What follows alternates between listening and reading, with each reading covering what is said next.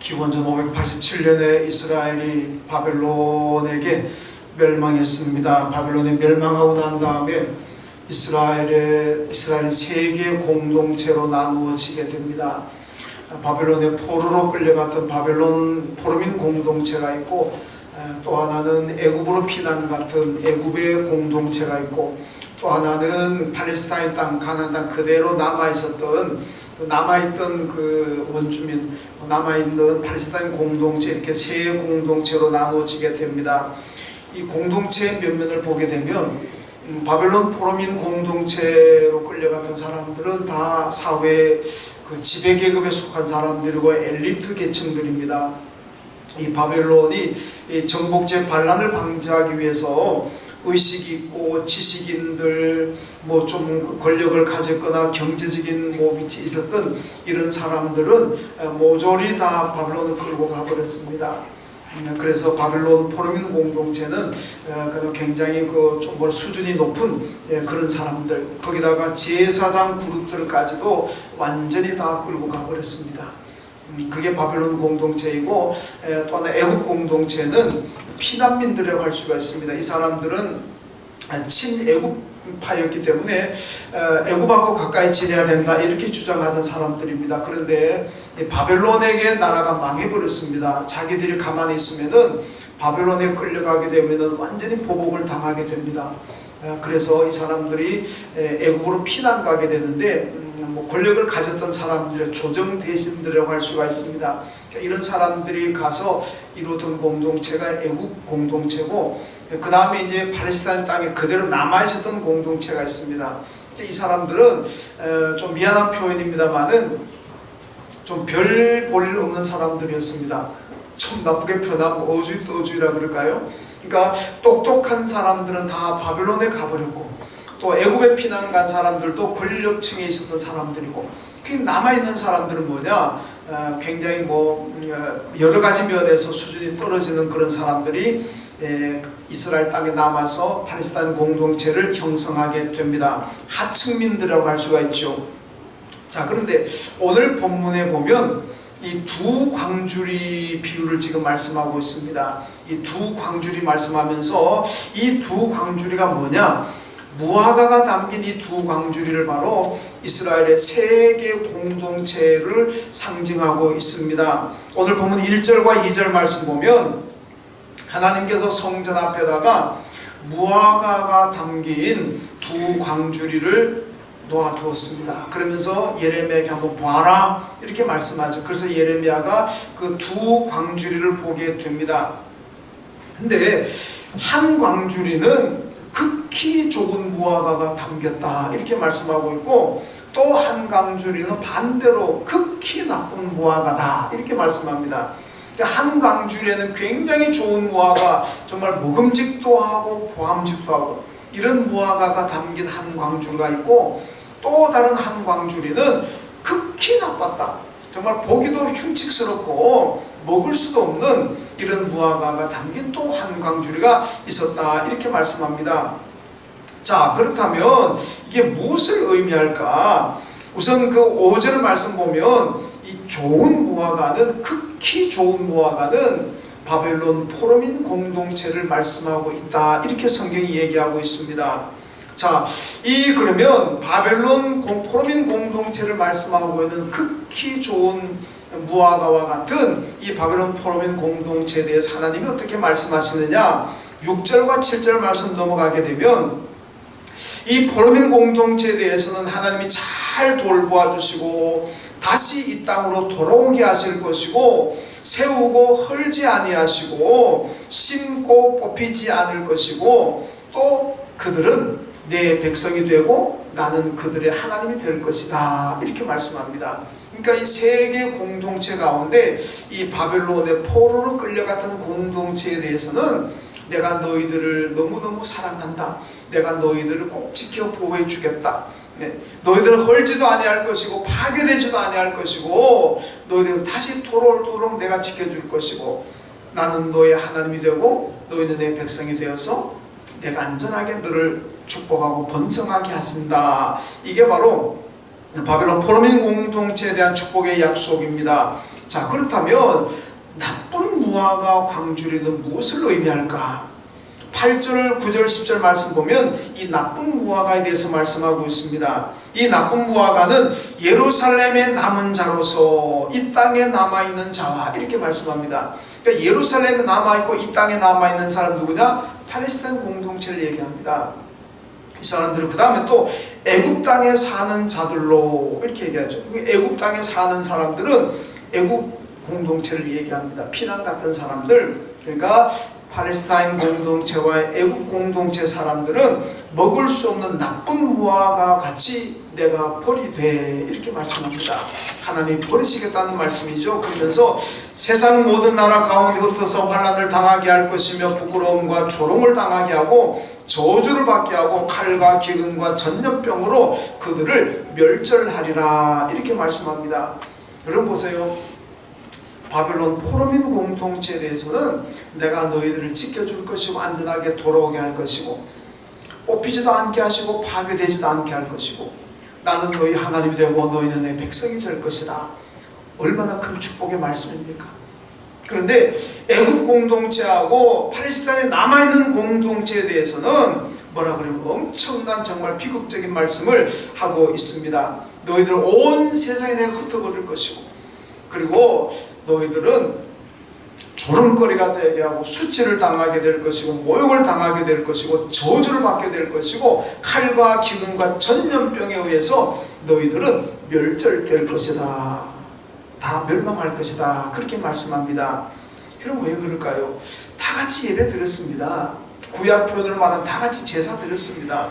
바벨론 공동체도 바벨론에서 제사를 드렸고 애굽 공동체도 애굽에서 제사를 드렸고 팔레스타인 원주민 팔레스타인 공동체도 파괴되었지만 예루살렘 성전에서 하나님께 제사 드렸습니다.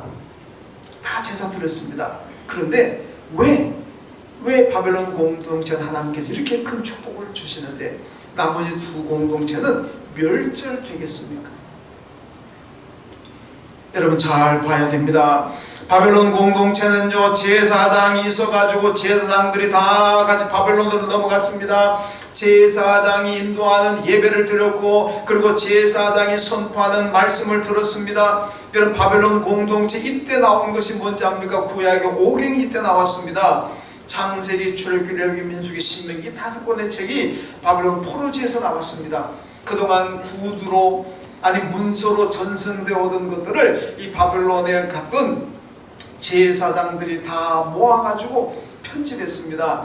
여러분 이게 성경이라는 게요 처음부터 이렇게 창세기부터 요한계시록 이렇게 딱 나와 있는 게 아닙니다. 우리가 이제 신학에서 파편이라 그러는데 조각 내려오는 문서도 있고 입에서 입으로 전해내는 구두 전승도 있고 다 이런 파편들을 다 모아가지고 편집자가 누구인지는 모르지만 그 편집자가 다 모았습니다. 모아가지고 뭐 끼 맞추기 한다, 끼 맞춘다 그러잖아요. 퍼즐 맞추는 것처럼 역사적으로 내용적으로 다 구분해가지고 요래를 맞춰가지고 지금 이 성경이 나온 겁니다. 그러니까 5경이 바로 이때 다니엘 그 바벨론 포로지에서 편집이 되어서 나왔습니다. 그리고 우리가 5경 가운데 레위기가 있는데 여러분 레위기를 성경 읽으시는 분들은 레위기 딱 되면은 아마 갈등을 많이 할 겁니다. 저만 했는 건지 모르겠습니다만 저도 옛날에 신학 가기 전에는 성경 읽을 때 연초에 원래 내가 성경을 몇 번 읽어야 되게 딱 작심하고 읽기 시작합니다. 이 창세기, 출애굽기는 잘 나갑니다. 레위기 딱 들어오면은 뛰어넘을까 읽을까 고민을 합니다. 왜?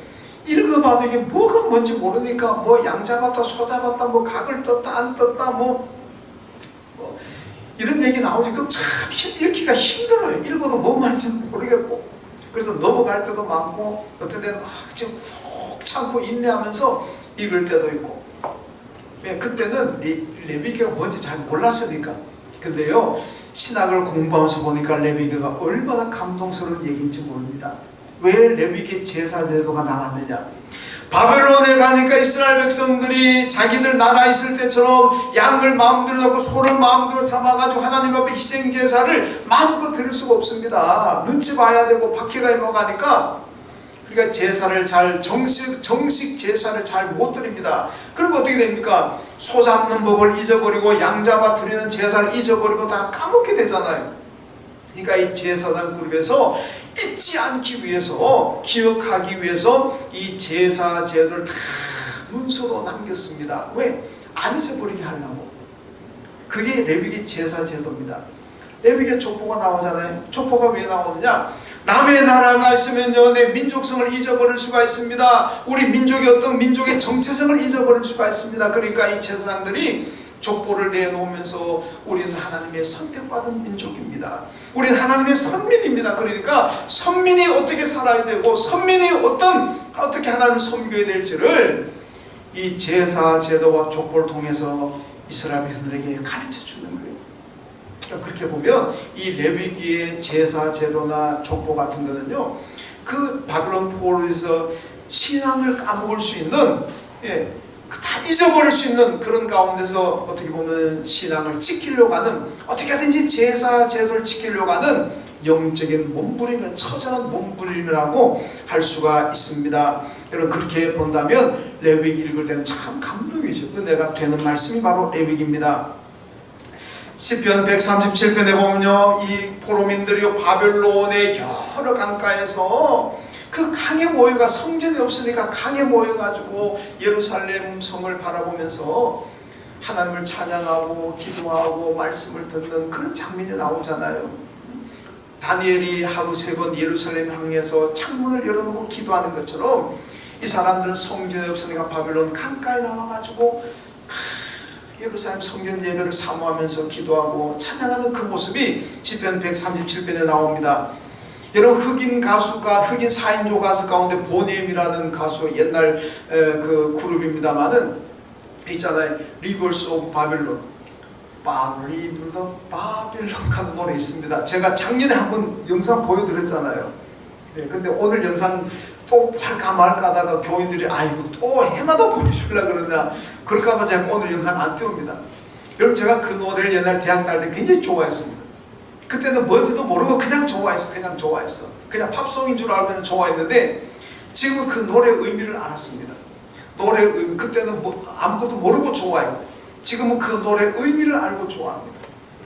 비록 대중가수가 불렀지만은, 따뜻하면 팝송이고 대중가요로 생각할 수가 있지만은, 여러분, 그걸 만약에 복음성가 가수가 그 노래를 불렀다면 굉장히 은혜되는 찬양이 될 수가 있는 노래입니다.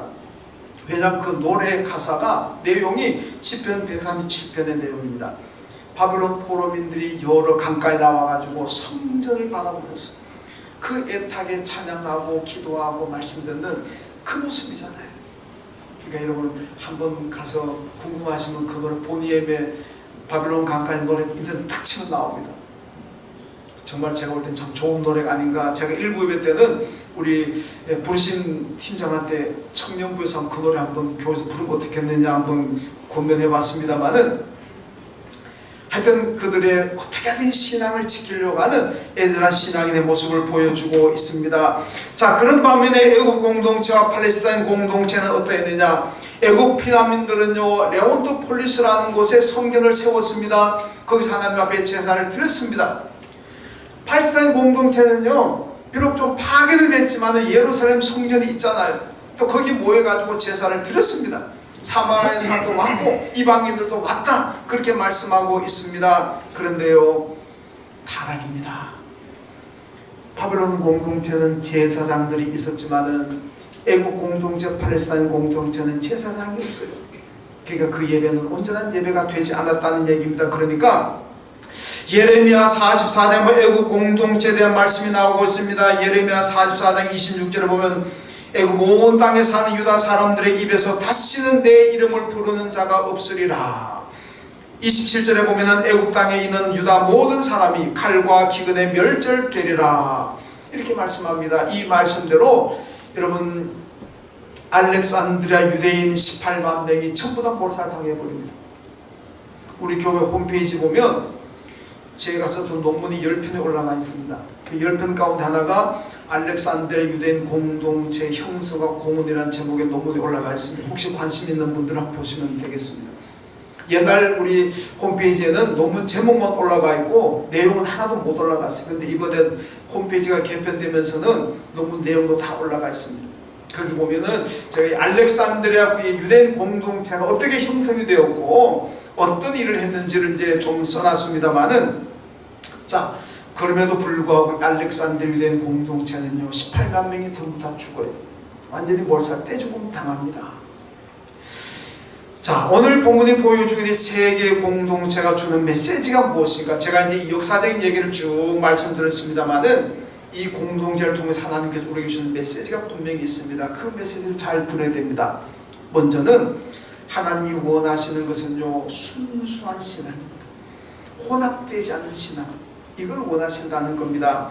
팔레스타인과 애굽의 공동체는요 제사가 있었고 성전도 가지고 있었지만은 이방인들과 같이 했습니다. 여러분 느헤미야서를 보게 되면요 이 느헤미야가 이스라엘 와봤더니 성전 안에 이방인들이 들어오고 안식일 날인데도 이방인들이 그냥 상인들이 그냥 왔다 갔다 하고, 야, 엉망진창입니다. 사마리아 사람들, 이방 사람 들락날락 그러죠. 애굽이 다신교 국가잖아요. 그러니까 애굽에 있는 공동체도 뭐 성전이라 그러지만은 뭐 애굽 사람들 그 다신교의 영향을 받아가지고 신앙이 뭐 엉망진창이 되어버립니다. 신앙의 순수성이 다 없어지는 겁니다. 그래서 오염되고 말았습니다. 여러분 아모스서를 보게 되면요 북왕국이 왜 그렇게 망했는지를 보여주고 있습니다. 북왕국이 왜 망했느냐? 아모스 5장 보면 내가 너희 성례를 멸시하며 번제나 소제도 살찐 희생의 화목제도 받지 않을 것이다. 노래 소리도 비파의 소리도 그치라. 역겹다 지겹다 때려치우라는 얘기입니다. 여러분 우리 성경 번역은요 참 젠틀하게 번역했습니다만은 공동 번역에 보면요 진짜 실감나게 번역했는데 때려치워라, 꺼져라는 이 꺼져. 성전에 와서 그들 물론 북왕국 사람들은 베델과 단의 성소가 있었습니다만은 나중에 그리심산 성전도 있습니다. 와서 하는 그 제사를 드리는 거 하나님 보시면서 야 집어치워라, 꼴도 보기 싫다, 때려치우고 가라. 너희들이 아무리 기도하고 너희들이 아무리 나를 찬양한다고 그러더라도 듣지 않게 역겹다. 라오디게아 교회에 하는 말씀처럼 내가 토할 것 같다, 때려치우고 집에 가라는 얘기입니다. 여러분 왜 그래 그들이 그나마 성전이라고 지어놓은 곳에 와가지고 하나님 앞에 제사 드리는데 왜 때려치우고 집에 가라 그러겠습니까? 역겹다 그러겠습니까? 호세아서를 보게 되면 북왕국에서 나온 문서입니다. 이 호세아서도 이스라엘 백성들 신앙이 어떠하느냐, 그들은 한마디로 바알을 섬기듯이 하나님을 섬긴다 이렇게 말씀합니다. 이게 바알 신앙하고 하나님 신앙하고 짬뽕이 혼합이 돼가지고 이게 뭐지? 또 세상 말로 미안합니다. 똥인지 돼지인지도 구별 못한다는 얘기입니다. 막 뒤섞여서 뒤죽박죽이 돼가지고 신앙이 완전히 이상한 신앙이 되었습니다. 그러니까 이런 북왕국이요 남북이 분열될 때 보면 북왕국은 땅도 남왕국에 비해서 훨씬 넓습니다. 이스라엘의 평야지역, 농사지역 평야지역 거의 다 북왕국에 있습니다. 땅도 넓죠. 평야지대도 거의가 북왕국에 있죠. 사람도요 북왕국 10개 지파가 나갔잖아요. 남왕국이 훨씬 인구도 많습니다. 그러니까 모든 면에서 남왕국보다도 훨씬 좋았는데 북왕국이 왜 그렇게 일찍 멸망해버려, 완전히 없어져 버리잖아요. 남왕국은 망하더라도 민족성은 가졌습니다. 그런데 북왕국은 망하면서 민족 자체가 그냥 사마리아 산 남아버리잖아요. 강제로 이방인과 결혼 정책을 아시라게 펼치는 바람에 민족 자체가 사라져버렸어요. 끔찍한 일 아닙니까? 왜 그렇습니까? 신앙이 순수하지 않았습니다. 혼합적인 신앙, 짬뽕되는 신앙을 가졌기 때문에 그렇다는 말씀입니다. 그럼에도 불구하고 북왕국 종교 개혁이 일어나지 않았습니다. 타락해져 가는데도 불구하고 누구도 개혁을 하지 않았습니다. 그러니까 망해지잖아요. 이런 중세 종교개혁이 일어났습니다. 중세 종교개혁의 운동은 한마디로 순수한 신앙으로 돌아가자, 이 운동입니다. 이런 중세 교권주의자들, 교황이라는 존재가 예수님 자리를 안고 있었습니다. 예수는 그저 저 변두리 한쪽 구석으로 밀어내고 교황이 중심에 딱 자리했습니다. 여러분 예수님, 우리가 죄를 어떻게 용서받습니까? 예수 이름으로 기도하고 예수 이름 회개해야만 용서받잖아요. 그런데 중세는 어떻게 합니까? 면제부 사면, 면제라는 게 뭡니까? 죄를 면해준다는 거 아닙니까? 이걸 돈으로 돈 주고 돈 내면은 면죄부 발급한다. 그럼 네 죄가 없어진다. 그리고 연옥에 조상이 뿅 하고 천국에 올라간다. 이거 아닙니까? 여러분 성경 어디에 돈 주고 뭐 샀다고 해서 죄가 없어 돈으로 죄 사함 받습니까?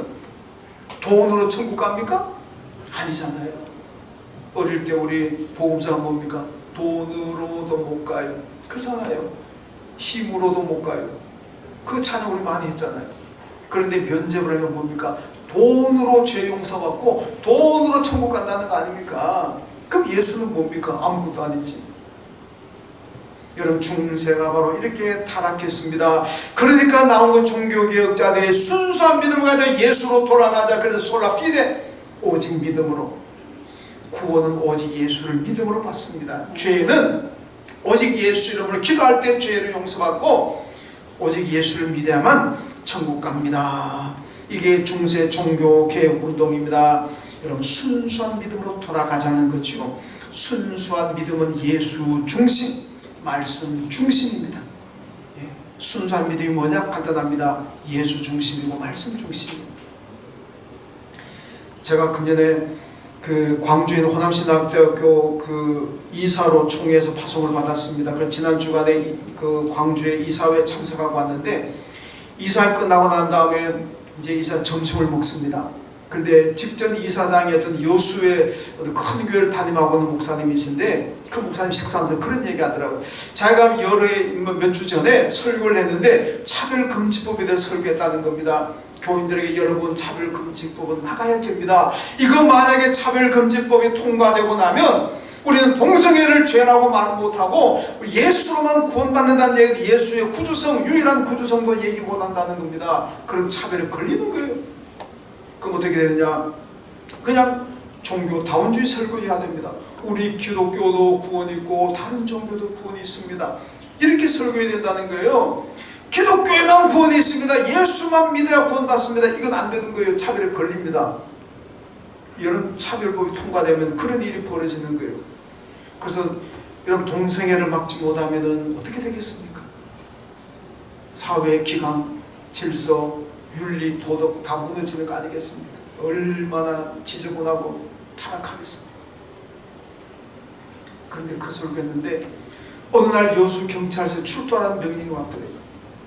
그래서 가봤더니 자기가 고발되어 있더라는 겁니다. 차별금지법 위반으로 고발되어 있더래요. 근데 자기 혼자가 아니고 한 40명의 목사님들이 고발되어 있는 거예요. 그래서 1시간 조사받고 왔대요. 근데 여러분 고발한 사람이 누구냐? 제가 여기서 얘기하면 거의 아마 대부분 다 알 겁니다. 그 양반이 누군지 언론에도 많이 나왔으니까. 근데 중요한 그 친구가 우리 교단 목사님 아들입니다. 놀라지도 않으시네. 참 남의 교단, 우리 교단 목사님의 아들이 목사 설교 가지고 고발해버렸어요. 40명을 고발했어요. 물론 아직 차별금지법이 통과가 안 됐기 때문에 그 목사님 무슨 뭐 구속되거나 뭐 벌을 받는 건 아니지만은 그렇게 하더래요. 야, 차별금지법이 통과가 안 됐는데도 불구하고 고발당해 내가 1시간 조사받고 왔는데 만약에 차별금지법이 통과된다면 어떻게 되느냐? 목사 끝난다는 겁니다. 이제 뭐 강단에 설교할 것도 없고 목사 입에 재갈 물린다는 겁니다. 여러분 그렇지 않습니까? 동성애도 죄란 소리도 못하고 예수 믿으면 구원받는 얘기도 못하고 요한복음 14장 6절 사도행전 4장 12절 말씀 설교 못합니다. 요한복음 14장 6절이 뭡니까? 나로 말미암지 않고는 아버지께로 올 자가 없다. 예수로만 천국 가는 거예요. 이거 설교 못한다는 겁니다. 사도행전 4장 12절에 뭡니까? 천하 인간의 구원받을 만한 이름은 예수 이름밖에 없다. 이거 설교 못하는 거예요. 여러분 성경을 성경대로 설교 못하는 시대가 올 수도 있습니다. 이게 차별금지법이 통과되면 그렇게 된다는 것, 신앙의 순서가 완전히 무너집니다. 그래서 우리 교회에서 어떤 운동하지 않습니까? 만약에 차별금지법 국회에 상정되고 그런데 국회에서 만약 그 법을 찬성하는 국회의원이 나왔다. 그 사람이 여당이든지 야당이든지 무조건 펴주지 말아라. 그 운동하는 겁니다. 여러분들 지역구 혹시 국회의원 만날 기회 있으면 얘기합시다. 절대로 찬성하지 마세요. 찬성하는 순간에 당신은 안 찍습니다. 이거 진짜입니다. 그렇게 해야 돼요.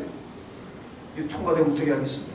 저는 뭐 여당 야당 찌라는 얘기는 안 합니다. 그러나 차별금지법을 찬성하는 사람은 찍으면 안 된다는 겁니다. 만약에 차별금지법이 통과되어 가지고 여러분 종교다운주의를 설교하고 제가 강단에서 여러분 예수 믿어도 구원받고 석가를 믿어도 구원받고 그렇게 설교한다고 생각해 보세요. 예수의 유일한 구주성을 설교 못한다고 생각해 보세요. 하나님 어떻게 얘기하겠습니까? 아모스에 말씀하신 처럼 야 옆에다 때려치워라. 그것도 설교라고 하느냐? 그것도 예배라고 드리냐? 치워라, 집에 가라. 하나님이 그렇게 말씀하시지 않겠습니까? 그러니까 우리는 신앙의 순수성을 지키기 위해서라도 우리는 차별금지법에 당연히 반대해야 되고 분노해야 됩니다. 이런 바벨론 공동체는요 번성했잖아요. 왜? 신앙의 순수성을 지켰습니다. 제사장들이 있어가지고 순수를 지키니까 번성하지만은 애굽과 팔레스타인 공동체는요 혼합이 돼가지고 짬뽕이 되고 이상한 신앙 나왔습니다. 그러니까 멸절시킨다. 멸절되잖아요. 여러분 순수한 신앙을 가져야만 하나님께서 우리를 지켜주시고 번성할 줄로 믿습니다. 여러분 삶이 평안할 줄로 믿습니다. 순수한 신앙 가지시고요. 그 다음에 또 하나는 제사장의 신앙 지도를 받아야 한다는 것을 보여주고 있습니다. 여러분 제사장이 누굽니까? 성전에서 성경을 연구하고 제사를 집전하는 예배를 집전하는 영적인 지도자입니다. 예배에 대해서는 전문가입니다. 여러분 이들이 집전하는 예배를 드려야 되고 이들이 선포하는 말씀을 들어야 된다는 얘기입니다. 그렇지 않으면 신앙은 병드는 거예요. 애굽의 공동체와 팔레스타인 공동체가 왜 멸망하고 왜 혼합됩니까? 거긴 제사장이 없어요. 제사장은 전부 다 바벨론의 포로로 끌려갔습니다. 그러니까 바벨론 공동체에서는 제사장이 집전하는 예배를 드리고 제사장이 선포하는 말씀을 듣습니다. 그러니까 혼합이 안 되는 거예요. 그러니까 하나님께서 그 포로민 공동체는 하나님께서 번성하게 하십니다. 제사장이 없었던 팔레스타인 공동체, 애국 공동체는 다 멸절된다는 말씀 아니겠습니까? 여러분 이스라엘 열왕들을 평가할 때 보면요 상당히 중요하게 나옵니다. 산당. 여러분 산당을 우상을 숭배하는 곳으로만 생각하지 마세요. 이스라엘의 산당은요 하나님께 제사 드리는 곳입니다. 구약의 산당이 예루살렘 성전까지 제사들을 가려고 그러니까 길도 멀고 험하고 힘들잖아요. 그러니까 자기 집 앞에 동산에 있으면 자기 집 앞에 산에 있으면 거기다가 집을 하나 짓는 거예요. 그게 산당입니다. 그리고 거기서 예루살렘 성전까지 갈 거 뭐 있느냐? 여기서 우리 제사 드리자. 그게 산당입니다. 근데 성경은 하나님 그다 폐하라는 겁니다. 그래서 왕들을 평가할 때 산당을 파괴시키고 깨버린 왕은 선한 왕으로 평가받고 산당을 그대로 둔 왕은 악한 왕으로 평가받습니다. 구약 성경은 그렇게 돼 있어요. 여러분 왜 그렇겠습니까? 제사장은 예루살렘 성전에만 있습니다. 각 지역에 제사장이 없습니다. 그러니까 제사장이 집전하는 예배를 드리고 제사장이 선포하는 말씀을 들으려면 다 예루살렘 성전으로 가야 됩니다. 그거 안 가고 자기 집 앞에 산당에서 제사장이 없잖아요. 그러니까 아무나 와서 뭐 요즘 말로 은혜 좀 받은 사람이 있으면은 그 사람이 와가지고 제사 집전하고 그 사람이 말씀 선포하는 신학적인 백그라운드, 신학적인 배경이 없는 사람이 연구하지 않은 사람이 전하는 말씀이 그게 올바른 하나님 말씀이 되겠습니까? 그러니까 안 되는 거예요. 그러니까 타락하는 거예요. 그러니까 하나님께서 다 깨버려라, 없애버려라 그렇게 말씀하는 겁니다. 여러분 사사기를 보게 되면요 그냥 아무나 제사장 세웁니다. 사사기 보면 그 얘기 나오잖아요. 누가 좀 은혜 받았다, 누가 좀 뭐 얼굴이 좀 뭐 경건하게 보인다 싶으면 네 제사장이라 그 제사장 세운 겁니다. 그러니까 자기 소견에 옳은 대로 제사장 세우고 자기 소견에 옳은 대로 예배드리고 자기 소견에 옳은 대로 행동하고 이게 사사시대잖아요. 그러니까 사사시대가 얼마나 타락하고 얼마나 망가집니까? 얼마나 고통을 당합니까? 자기 소견에 옳은 대로 했기 때문에 그렇습니다. 여러분 오늘 한국교회 강단의 말씀이 많이 선포됩니다. 요즘은 온라인 교회라가 코로나가 있고 난 다음에 갑자기 등장한 교회가 온라인 교회가 등장했습니다. 이거 뭐 교회 건물 두고 교회가 어디 있는 것도 아니고 온라인으로 그냥 이런 교회도 생겨났습니다. 여러분 유튜브를 보게 되면 많은 설교들이 떠돌아다니고 있습니다. 그 설교들 여러분 유튜브에 설교 들으시면 더 조심하셔야 됩니다. 그냥 우리가 다 아는 목사님, 뭐 우리 예안교회 목사 아니라 다른 교회도 다 아는 목사님들 같으면 정통교회 목사님들 같으면 설교 들어도 괜찮습니다. 그러나 이름도 듣도 못하는 목사님, 이상한 목사님들 내가 알지 못하면 함부로 설교 들으면 안 됩니다.